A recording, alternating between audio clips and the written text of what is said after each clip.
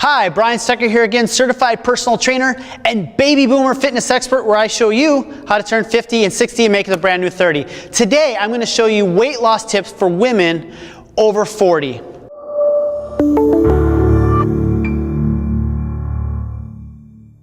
So when it comes to weight loss over 40, it inevitably has happened because she's been focused on her career, she's been focused on taking care of kids, she's been taking care of everybody else except for who? You. So the first thing that we do is I give my female clients an assignment before they ever meet with me. Is start to log all the food that they eat for 3 to 5 days, depending on how long it is before I meet with them. The first thing that I've noticed, the biggest challenge that all females have when it comes to weight loss over 40, is you're not eating enough calories. And what ends up happening is I look at these food journals and women are consuming 300 to 500 calories per day. The challenge with that is the metabolism is starting to slow down. Your body is starting to go into starvation mode and to protect itself from the body's smart, protecting itself from dying, as it slows metabolism way down, and any food that you do take in gets stored as fat. So the first thing I start to do is look at that food journal and make sure that you're consuming at least 1,200 calories a day.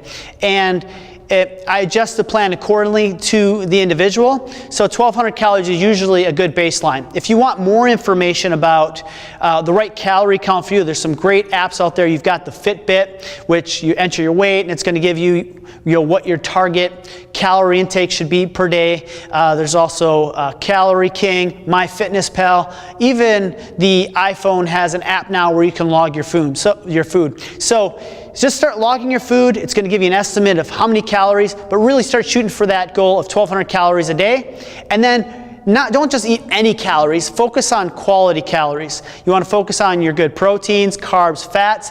Some recommendations, you want to eat complete sources of protein, so things like chicken, fish, beef. If you're a vegan, there's a lot of vegan substitutes out there, or vegetarian, there's vegetarian substitutes out there. There's Beyond Beef, there's tofu, there's Vega, meal replacement supplements. So those are some ways to get some protein.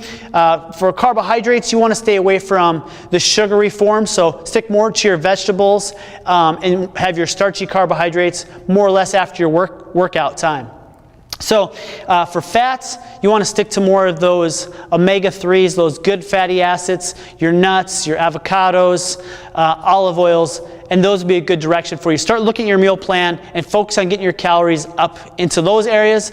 And then from there, if you're looking at for percentages, start looking at 20 to 30% for your protein. Then you want to start looking at your carbohydrates. Start focusing on 45 to 50% carbs, and then 15 to 20% for your fats. For somebody who's generally active. The second thing for my female clients that I put on top of everything, that's the number one thing that I have them focus on, is weight training. More inevitably, my female clients are more comfortable going over to the cardio machine. But the challenge with my female clients going to the cardio machine, or even you going to the cardio machine, is that your fiber type is type 1, and that's endurance. That's easy for you to do, and where you want to go is that weight training. What weight training is going to allow you to do is work those muscle fiber types that you're not really used to using, those type 2 muscle fibers. Now don't worry, ladies. This is the biggest fear that I get, is you're going to get big and bulky. And unless you're a WWF wrestler and you're using some kind of illegal substance, you don't have the hormones in your body to gain that type of muscle. So what ends up happening is that muscle is going to help you boost your metabolism. It's going to help out if you're in that drastic calorie deficit. So I really prioritize weight training. When it comes to cardiovascular training, I start focusing on HIIT, high intensity interval training. And basically, to sum it up, make it really simple, what HIIT is you could go to the elliptical machine. And for, say, at the end of your weight training session, you do it for 15 to 20 minutes, focus on it twice per week. And say you get on the elliptical, you go 1 minute, you get your heart rate up. You challenge yourself a little bit on a scale of 1 to 10, you're at about a 7. and then you bring it back down for maybe 2 to 3 minutes, and where you're feeling you're at a 4 or a 5.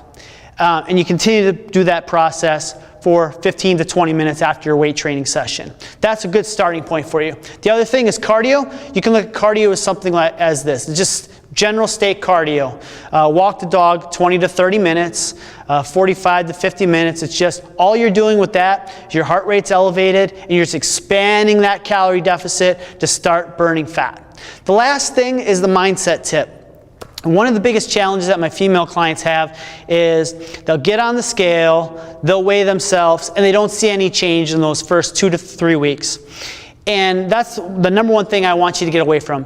Get away from the scale. You want to look at non-scale victories. How am I making my nutrition better? How am I getting my exercise in? And also, if you're going to measure anything, you want to measure your body fat, because inevitably a lot of my female clients for the first time, you don't see any weight loss change in the first 3 to 4 weeks. But really, when you do a body fat percentage, a body fat test, what we end up finding is that our female clients end up losing 6 pounds and gaining a good amount of muscle, say 6 pounds of body fat and gaining 6 pounds of muscle. They don't lose anything, but they're healthier, they're stronger, they have a better metabolism, and over the long haul, it starts to steady itself out. So bring that mindset that you want to lose 1 to 2 pounds per week. You do a body fat test every 2 to 3 weeks to make sure you're losing fat, and you're replacing that with muscle. And by doing those measurements like that, it allows you to do more advanced things and start to change your nutrition. Thanks for watching the video. I hope you really enjoyed it. I also want to give you a free gift, your free workout. In order to get that free workout, just scroll down to the bottom of the page here. You'll see a link in the description box. You'll click that link, and that's where you're going to get your free workout. All you have to do to get it is just enter your email address, and that's going to send you right on over to a video of me coaching you for free on your workout.